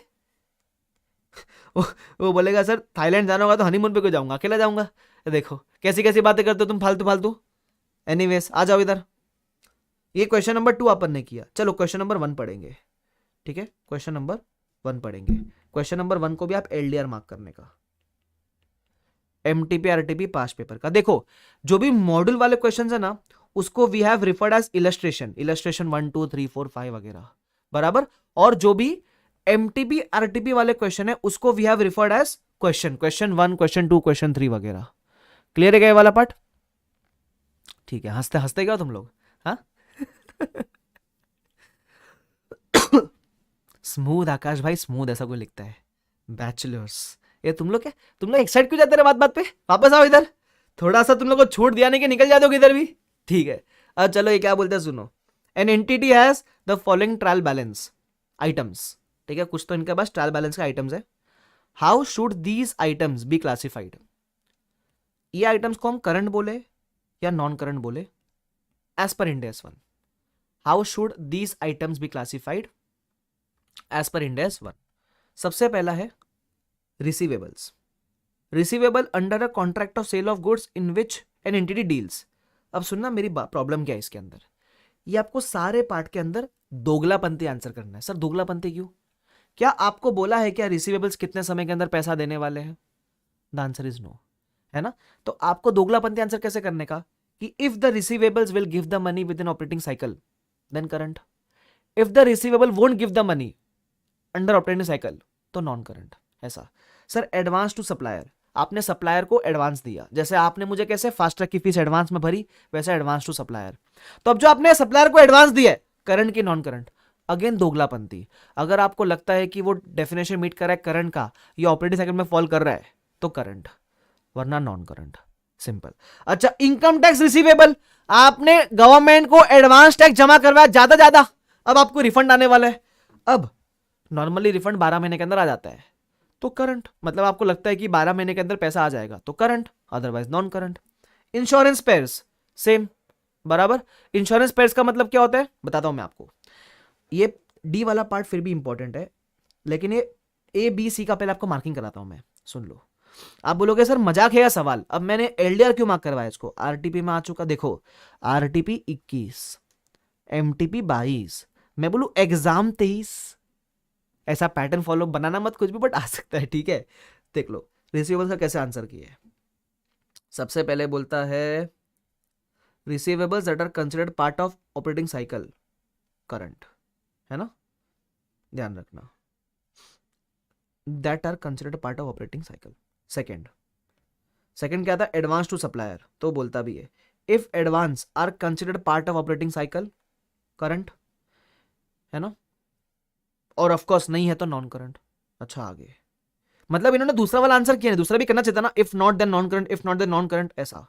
उसके अलावा इनकम टैक्स रिसीवेबल, ये देखो कि if receivable realised within 12 months, current, else non current, हाँ ऐसा बोला, एल्स नॉन करंट, ठीक है।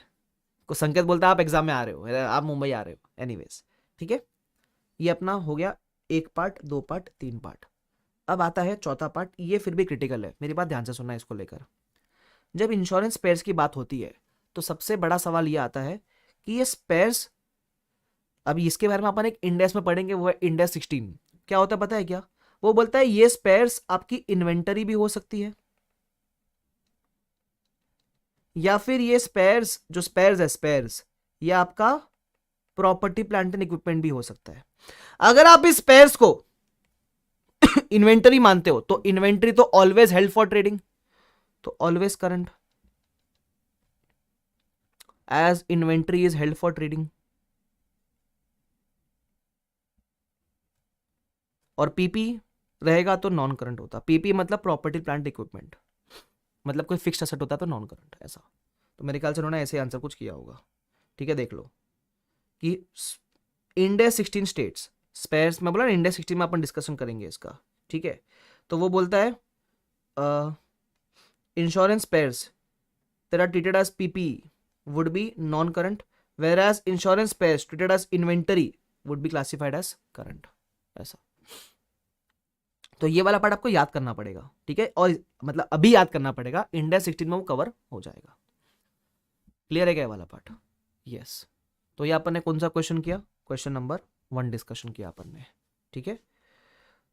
क्लियर है क्या क्वेश्चन नंबर 1, इसमें ये डी वाला पार्ट इंपॉर्टेंट था, बाकी सब में दोगलापंती आंसर, ओके। उसके अलावा संकेत नॉन करंट असेट, हाँ नॉन करंट लाइबिलिटी नहीं है। और लेट मी सी, और मुझे कौन सा क्वेश्चन मुझे दे सकता हूँ मैं आपको, ठीक है। एक और क्वेश्चन अपने पास, दैट इज इलस्ट्रेशन नंबर 25, ठीक है क्या, ये आप होमवर्क में जस्ट रीड कर लेना एक बार, ठीक है, जस्ट रीड। मैं बता दूं this question is not based on any concept,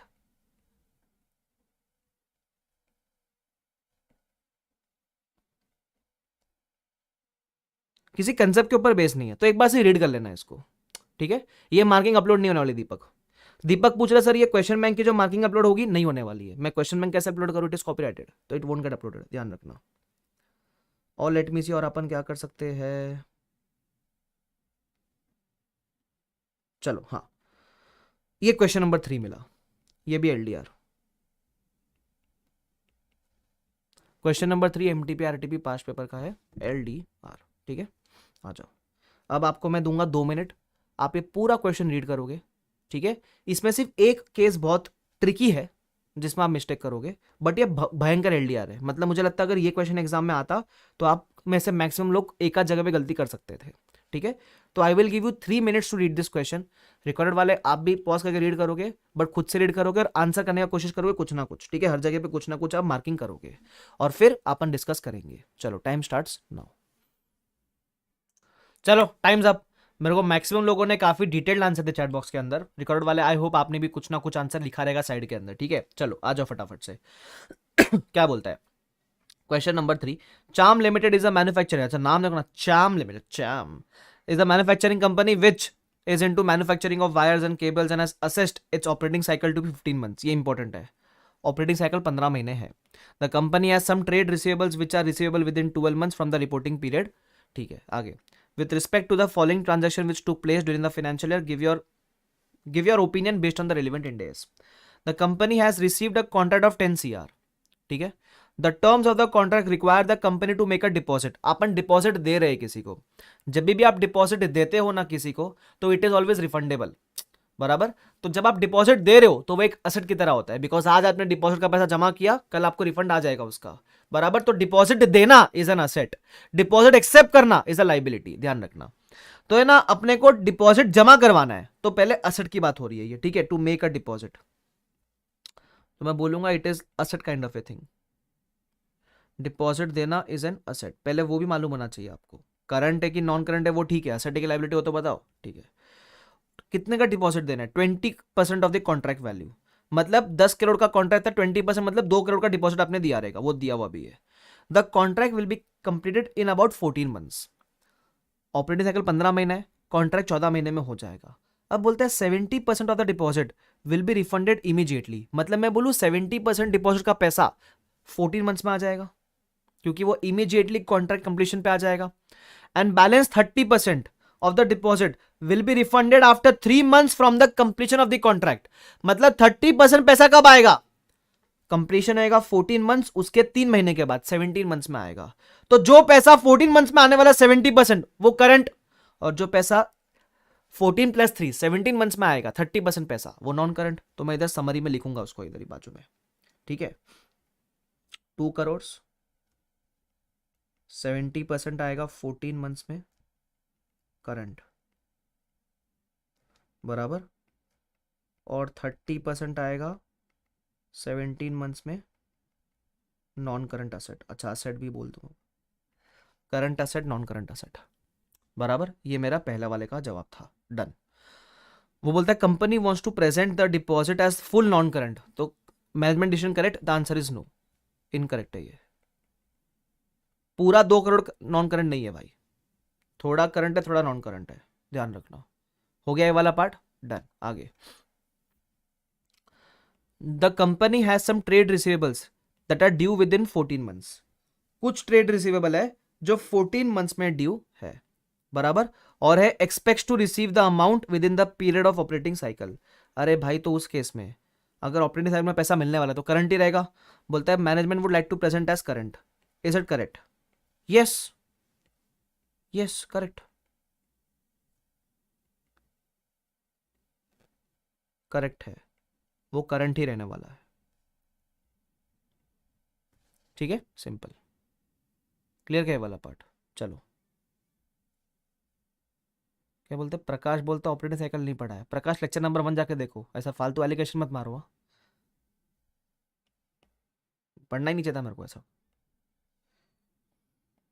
ये तुम लोग को ऑपरेटिंग साइकिल क्या होता है कल अपन ने डिस्कस किया था ना लेक्चर नंबर 1 के अंदर, जब मैंने आपको डेफिनेशन पढ़ाया था करंट असेट का। यस और नो? वी हैड डिस्कस्ड ना कि ऑपरेटिंग साइकिल बेसिकली होता क्या है। चलो, इन the normal course of business अभी ये एक इंपॉर्टेंट वाला है। ये इंपॉर्टेंट क्यों है? क्योंकि मेरे को लगता है इसमें आईसीआई का थोड़ा सा वो है। देखो सब लोग यस बोल रहे हैं, वेरी गुड।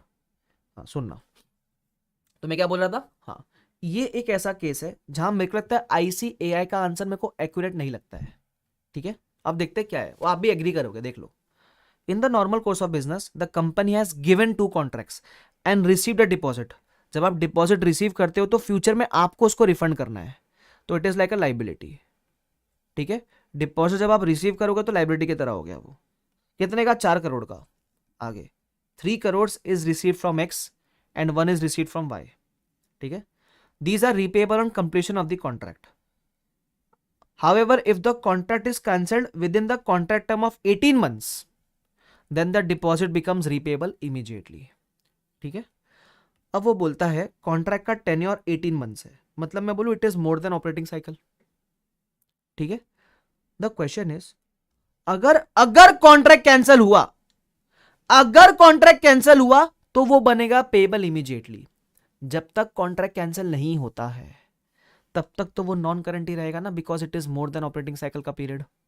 तो मैं बोलूं जब तक कॉन्ट्रैक्ट कैंसिल नहीं होता है तो both both contracts that is जो कितना था 4 करोड़ ना, बोथ कॉन्ट्रैक्ट्स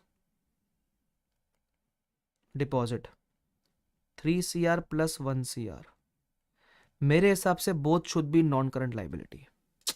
क्योंकि आपन ने अभी ब्रीच में यही पढ़ा ना कि जब तक कैंसिल ना हो, जब तक ब्रीच ना हो तब तक तो वो नॉन करंट है, और ये पीरियड भी 18 महीने का, it is more than operating cycle also. तुम समझ रहे हो, ठीक है। अब आगे क्या बोलता है, the company is positive about the contract with X but is in doubt about the contract received from Y, ठीक है। अच्छा, तो इसका ऑल्टरनेटिव आंसर ये भी हो सकता है कि आप कहोगे कि क्योंकि आपको एक्स वाले कॉन्ट्रैक्ट पे कोई डाउट नहीं है, तो एक्स वाले कॉन्ट्रैक्ट का प्राइस कितना था 3 करोड़, तो एक्स का जो 3 करोड़ है क्योंकि इस पे डाउट नहीं है तो नॉन करंट, और वाई वाले में शायद डाउट है आपको, तो वाई का जो 1 करोड़ है वो आप करंट में दिखा दो, बिकॉज आपको उसके अंदर क्या है, डाउट है, ठीक है, डाउट है, इज एन डाउट। ये एक ऑल्टरनेटिव आंसर हो सकता है। अब बोलता क्या, the company wants to present the amount of 3 CR as non current and 1 CR as current, मतलब ये सेकंड वाला ऑल्टरनेटिव इनको चूज करना है। Is the management decision correct, तो आप बोलोगे हाँ सर हो सकता है, या फिर आप बोलोगे सर नहीं, लेकिन क्यों, हम इंटेंशन क्यों देखें, अब तक तो कोई ब्रीच हुआ नहीं है तो अब तक पूरा नॉन करंट बोलना चाहिए। ये दो में से आप एक आंसर बोलोगे। अब मैं कहता हूं कि ICAI ने दोनों ही बोला है, दोनों में से कोई भी आंसर नहीं है। अब ICAI का आंसर देख लो क्या है। ICAI बोलता है, although it is expected that x will fulfil the contract and deposit will not be refunded, वो बोलता है कि अपने पास ये है कि रिफंड करना पड़ सकता है, बराबर, तो deposit will have to be classified as current in both case X and Y. वो बोलता है दोनों कॉन्ट्रैक्ट में आप करंट लगाओ। अब मुझे यही दिक्कत है, मुझे, मैं बोला था ना मुझे डाउट है आईसीआई के आंसर पे थोड़ा इसके अंदर, तो मुझे लगता है कि ये थोड़ा सही नहीं है, क्योंकि ऐसे तो फिर दुनिया के सारे कॉन्ट्रैक्ट करंट हो जाएंगे। अगर आप ये सोचोगे कि भाई तुमको भले 18 महीने में देना है बट जल्दी देना पड़ सकता है ना ब्रीच किया तो, अबे ऐसे तो फिर जिंदगी में सारे कॉन्ट्रैक्ट करंट ही है, नॉन करंट होएगा ही नहीं। ऐसे तो जो ब्रीच का पॉइंट पढ़ाया मैंने आपको, 10 साल का लोन है लेकिन प्रोमोटर पैसा लाया तो रीपेबल ऑन डिमांड, तो ऐसे तो हम बोलेंगे नहीं लाएगा तो आज से ही करंट बना दे, तो फिर इस दुनिया के सारे कॉन्ट्रैक्ट करंट लायबिलिटी बन जाएंगे। तुम समझ रहे हो क्या, तो मेरे को थोड़ा सही लगता नहीं है वाला पार्ट, लेकिन सर एग्जाम में क्या करेंगे, एग्जाम में जो जीजा जी बोलेंगे वो मैं करूंगा, बराबर क्या, यस। अच्छा देखो, आप आर्ग्यू कर भी सकते हो आई से करेक्ट है करके, बट मेरे को थोड़ा सा वो क्लैरिटी देता नहीं है वो चीज, क्योंकि वो बोलते एक्सपेक्टेशन है कि ठीक है जो भी, और वैसे भी अपन ड्यू देखते हैं, एक्सपेक्टेशन तो क्या देखते हैं अपन, एनीवेज। तो आईसीआई बोलता है कि बोथ आर करंट लाइबिलिटी, तो आपको आईसीआई वाला आंसर याद रखना है, आपको ये वाला आंसर याद नहीं रखना है, सिंपल, ध्यान रखना, ठीक है। आईसीआई के हिसाब से बोथ आर करंट लाइबिलिटी। अब इस पर अपन और चर्चा, देखो आईसीआई ने जहां थोड़ा सा कॉन्ट्राडिक्टरी ट्रीटमेंट किया है, लड़ो मत, याद रहेगा तो कर लो, नहीं याद रहेगा तो जो लॉजिक आपको समझता है उसके हिसाब से कर लो, कोई टेंशन नहीं है, ठीक है। ये हो गया तीसरा। अच्छा, चौथा वाला भी इंपॉर्टेंट है, चौथा वाला भी इंपॉर्टेंट है, सुनना क्या है। The company is planning to replace a machinery, it has given an advance of 1 CR for the purchase of new machinery which will be delivered in 6 months। अब आप 6 महीना पढ़ के पता है क्या बोलोगे कि सर ये एडवांस तो करंट होना चाहिए, लेकिन जब भी आप एडवांस दे रहे हो किसी परचेज ऑफ मशीन के लिए, तो ये एडवांस 6 महीने का हो, 2 महीने का हो, कितना भी हो, ये एडवांस को हम बोलते हैं प्यार से कैपिटल एडवांस। ऐसे एडवांस को कैपिटल एडवांस बोलते हैं, क्यों, क्योंकि ये आपने मशीन के लिए दिया है, किसी परचेज ऑफ न्यू मशीन के लिए दिया है। और जितने भी कैपिटल एडवांस होते हैं इस दुनिया में, जितने भी कैपिटल एडवांस होते हैं इस दुनिया में, वो सारे के सारे, जितने भी कैपिटल एडवांस होते हैं इस दुनिया में, वो सारे के सारे आपके लिए पता है क्या होते हैं, नॉन करंट। जितने भी कैपिटल एडवांस होते हैं इस दुनिया में वो सारे के सारे नॉन करंट होते हैं, ये बात आप ध्यान रखना, बराबर। तो ये जो 1 CR है it will be non current which will be delivered in 6 months from the date of balance sheet. आगे बोलता है it has sold the old machinery for 0.5 CR, the payment for due which is within 10 months। अच्छा, अब एक और 0.5 CR है जो आपको मशीन के बेचने पे आने वाला है, मतलब this 0.5 CR is receivable from sale of machine. अब मशीन के सेल का रिसीट को कैपिटल रिसीट नहीं बोलते, ये नॉर्मल रिसीट है आपके लिए क्योंकि मशीन तो बिक चुकी है, तो ये रिसीवेबल है विद इन 10 months। तो अब कोई कैपिटल रिसीट नामक चीज नहीं होती, ठीक है। तो मशीन का पैसा आना हो या किसी का भी पैसा आना हो 10 महीने के अंदर आने वाला है ना, तो जो 0.5 CR है वो 0.5 CR आपके लिए होगा करंट, ठीक है। लेकिन जो 1 CR है वो आपके लिए होगा नॉन करंट, जो 1 CR है वो आपके लिए होगा नॉन करंट, ये बात आप ध्यान रखना, ठीक है। चलो, तो वो देख लो, इधर बोलता भी है कि 0.5 CR जो है दैट विल बी करंट, और 1 CR purchase capital advance non current, है ना। अब है ना, अच्छा थर्ड वाले में आप ये भी आर्ग्यू कर सकते हो सर डिफरमेंट का ऑप्शन नहीं है वगैरह वगैरह। देखो जो भी है, मैंने अपना पॉइंट आपको बताया कि मेरा थॉट प्रोसेस क्या है, कि यहाँ ना ही वो ऑपरेटिंग साइकिल में फॉल कर रहा है और ना ही within 12 months from the end of reporting period, तो मेरे हिसाब से वो नॉन करंट होना चाहिए, ठीक है। बट ऑफकोर्स ICAI का एक अलग अजम्पशन है उसके अंदर, वो बोलता है कि भाई कॉन्ट्रैक्ट फुलफिल नहीं कर पाए तो रिफंड तो करना पड़ेगा ना, है ना। तो वो कैंसल, वो ऐसा मानता है कि कैंसलेशन पे आपको रिफंड करना है, तो इसलिए वो दोनों को करंट मान रहा है, बराबर का। लेकिन मेरा पॉइंट ये भाई जब तक कैंसिल नहीं होगा तब तक तो 18 महीने में देना है ना, जब तक कैंसिल नहीं होगा तब तक तो 18 महीने में देना है, तो तब तक तो वो नॉन करंट होना चाहिए ना। वो तो कैंसिल हो गया उसके बाद अब करंट बोल देना उसको, तुम समझ रहे हो क्या। चलो एनीवेज ठीक है, अपने अपने पॉइंट है वो है उसके अंदर, जाने दो। उसके अलावा लेट मी सी, ठीक है। तो ये अपन ने ये कर लिया, ये कर लिया। क्वेश्चन 1 2 3 इंपॉर्टेंट है। अच्छा, there will be few questions जैसे क्वेश्चन 4, क्वेश्चन 5 या क्वेश्चन 6 जो भी है, ऐसे कुछ क्वेश्चन होंगे जो एडिशन 5 में आपको नहीं दिखेंगे। करना कुछ नहीं, इसका बता रहा हूं मैं, सुन लो। If there are few question जो आपको एडिशन 5 में नहीं दिखते हैं, है ना, बाय चांस, तो वो एडिशनल क्वेश्चन की शीट में आपको दिखेंगे। कहाँ दिखेंगे आपको? एडिशनल क्वेश्चन की शीट में दिखेंगे, ध्यान रखना, ठीक है क्या। चलो अब क्वेश्चन नंबर 5 आप होमवर्क में करना, और आपको अगर ये अपनी किताब में नहीं दिखता है तो you will find this additional question sheet, additional question for addition 5, ठीक है। एडिशनल क्वेश्चन की शीट कहाँ मिलेगी आपको? गूगल ड्राइव पे मिल जाएगी वो शीट, ठीक है। मैंने आपको ड्राइव पे अपलोड करके दे दी है। एक आपको ये रीड करना है, और क्या रीड करेंगे?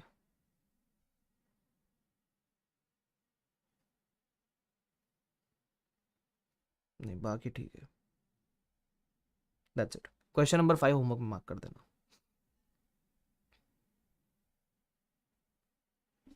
अच्छा, आपने अभी जो क्वेश्चन नंबर 3 किया, the question number 3 which we just did, उसका एक सिमिलर क्वेश्चन है, क्वेश्चन 24। मैं बोलूंगा similar to question 3 of MTP RTP past paper, very much similar जो आपने अभी जस्ट पढ़ा। तो ये आप करोगे तो आपकी एक प्रैक्टिस अच्छी सी हो जाएगी, ठीक है। तो ये आप कर सकते हो खुद से, और ठीक है। बस इंडेक्स 1 में अगर आपको करना है, सुनना, अगर आज के बाद आपको इंडेक्स 1 पढ़ना है तो आप कैसे पढ़ोगे, सुन लो। आप अपन ने जो 3 4 कंसेप्ट पढ़े हैं, current asset, current liability, breach, आप ये 3 कंसेप्ट पढ़ने का, बराबर। और जितने मैंने LDR क्वेश्चंस बताए उसको अच्छे से रफ में प्रैक्टिस कर लेना, लिखकर रफ में स्क्रिबल करके कर लो, क्योंकि थियरी इंडेक्स है ना, तो स्क्रिबल कर लेना। और जो होमवर्क वगैरह है उसको एक बार रिफर कर लो, कहानी खत्म। जो बाकी सारे क्वेश्चंस है वो आपके ऑलरेडी कंसेप्ट पढ़ते वक्त कवर हो जाते हैं, उसको आपको अलग से टाइम इन्वेस्ट करने का जरूरत नहीं है। आपको अलग से टाइम इन्वेस्ट करना है, करो, मेरे को प्रॉब्लम नहीं है कोई, आपके पास है टाइम तो कर देना। लेकिन अगर टाइम का कंस्ट्रेंट है तो आप उसमें अलग से टाइम इन्वेस्ट नहीं करोगे तो चलेगा। Of course if you have time you can read all the questions again if you have time, but if time is a constraint you always know which area to focus on, ठीक है। This is not known as selective study, it is known as smart study. मतलब आपको जब पता है कि काफी सारे कंसेप्ट क्वेश्चन पढ़ने से हो जाते, सॉरी काफी सारे क्वेश्चन कंसेप्ट पढ़ने से हो जाते, तो मैं उस पर डबल टाइम नहीं डालूंगा, स्मार्टनेस उसको हो गया। तो इसी तरीके से आप अपने पूरे सब्जेक्ट को कंसाइज करोगे, बिकॉज अल्टीमेटली पास कौन होता है? पास वो होता है जो अपना पूरा सब्जेक्ट वो एग्जाम के पहले रिवाइज कर सके। देखो आपने भी अगर किसी ने अटेम्प्ट दिया तो एक चीज आप फेस करते हो, पहली बार में आप पूरा पढ़ लोगे, प्रॉब्लम आएगी उसको रिवीजन में, और प्रॉब्लम आएगी एग्जाम के 1.5 दिन पहले कवर करने में। एफआर में तो अपने को 5 दिन मिलता है, फिर भी प्रॉब्लम आती है, बराबर। तो जब तक आप सब्जेक्ट को कंसाइज करना नहीं सीख रहे हो ना, तब तक आपके लिए दिक्कत आएगी। तो अगर किसी को भी कोई भी सब्जेक्ट में अपने पोजीशन चेक करनी है तो always remember you should focus on concising the content. आप पहली बार में भले ही पूरा पढ़ लो, लेकिन उसके बाद कंसाइज करते हुए चलना, ताकि रिवीजन में आपको एग्जैक्टली पता है कितना पढ़ना है, एग्जाम के एक दिन पहले आपको एग्जैक्टली पता है कितना पढ़ना है। वो कंसाइसनेस पे आप, मैं एफआर की बात नहीं कर रहा हूं, एफआर में आपकी मदद मैं कर दूंगा, एफआर में मैं हूं आपके लिए, आपको वो मेहनत नहीं करनी है। एफआर में मैं बताऊंगा आपको क्या करना है, मैं बता रहा हूं SFM, audit, law, DT, ITT, SEMP elective, वहां आपको करना है एकदम बराबर। क्या आशीष बोलता है बात में दम है, मैं बोल रहा ना तुमको, जो भाई जो 1.5 दिन में पढ़ के, जो 1.5 दिन में कंप्लीट कर लेता है ना अपना रिवीजन, वो पास हो जाता है। और जो 1.5 दिन में कंप्लीट नहीं कर पाता है, आप समझ लो आपने कोई चीज है ना पहले 2-3 बार अच्छे से पढ़ी है, लेकिन 1.5 दिन में वो रिवाइज नहीं हो पाई, 1.5 दिन में वो कवर नहीं हो पाया, आपको एग्जाम में वो याद नहीं आएगा। लेकिन जो चीज आप 1.5 दिन में कवर कर ली है वो आपको याद आ जाएगा। तो एफआर में तो मैं हूं, एफआर में तो आई एम टेलिंग यू कि क्या पढ़ना है क्या नहीं पढ़ना है, कौन से आपको लास्ट में जाके देखना है, कौन से आपको रिवीजन पे देखना है, कितना आपको प्रैक्टिस करना है, किसको रिफर करना है, किसको इग्नोर करना है, वो एफआर में मैंने बता दिया आपको, हर इंडेक्स में बताऊंगा आपको, हर इंडेक्स के अंदर। लेकिन बाकी में आप ही को करना है वो चीज, ठीक है। चलो परफेक्ट है। क्या ऑपरेटिंग साइकिल वाले कंसेप्ट में अनकंडीशनल देखना पड़ेगा क्या? नहीं, अजीत नहीं देखना होता वो। चलो एनीवेज, तो अच्छा सुनना, अभी अपना इंडेक्स 1 मोटा मोटी खत्म हो गया सब कुछ, ठीक है। अभी अपन एक ब्रेक के बाद ऑफकोर्स एक नया इंडेक्स शुरू करेंगे, लेकिन सुनो ना, अपनी एक प्रथा है। अब वो प्रथा क्या बोलती है सुनना, जब भी कोई इंडेक्स खत्म हो जाता है ना, तो अपन एक चीज करेंगे, ठीक है। मतलब मैं ऐसा तुमको बोलूंगा कि सर से मुरी चुनरी जाए, अपना एक ऐसा है, अब मैं ऐसा बोलूंगा सर से मुरी चुनरी जाए, और आप बोलने का सरक सरक सरक। ऐसा क्यों? क्योंकि आपने एक इंडेक्स कंप्लीट कर लिया, ठीक है। तो सुनना ना, जैसे अभी ये फर्स्ट इंडेक्स है तो सुन लो, जैसे इंडेक्स 1 खत्म तो सुन लो, सर से है ना, सर से मुरी, सुनना, सर से मुरी चुनरी जाए, सर से मुरी चुनरी जाए, सरक सरक सरक। मजा आ गया, ठीक है। तो इंडेक्स 1 भले मैंने आपको पढ़ा दिया है, लेकिन आपका रिवाइज करना बहुत जरूरी है। जितना मेरा पढ़ाना जरूरी है, उससे ज्यादा आपका रिवाइज करना बहुत जरूरी है, ठीक है। तो इंडेक्स 1 अपन ने सरका दिया है। Let's take a small break, break के बाद अपन मिलते हैं और अपन एक नया इंडेक्स शुरू करने वाले, और वो है इंडेक्स 16, है ना। तो मजा आने वाले भाई साहब, ठीक है। सो ब्रेक के बाद मिलते हैं, तब तक के लिए thank you so much everyone, bye bye everyone, take care, see you all. मैं लेक्चर एंड कर रहा हूँ, फिर आपको ब्रेक का टाइम बताता हूँ, रुको, हाँ ठीक है, चलो।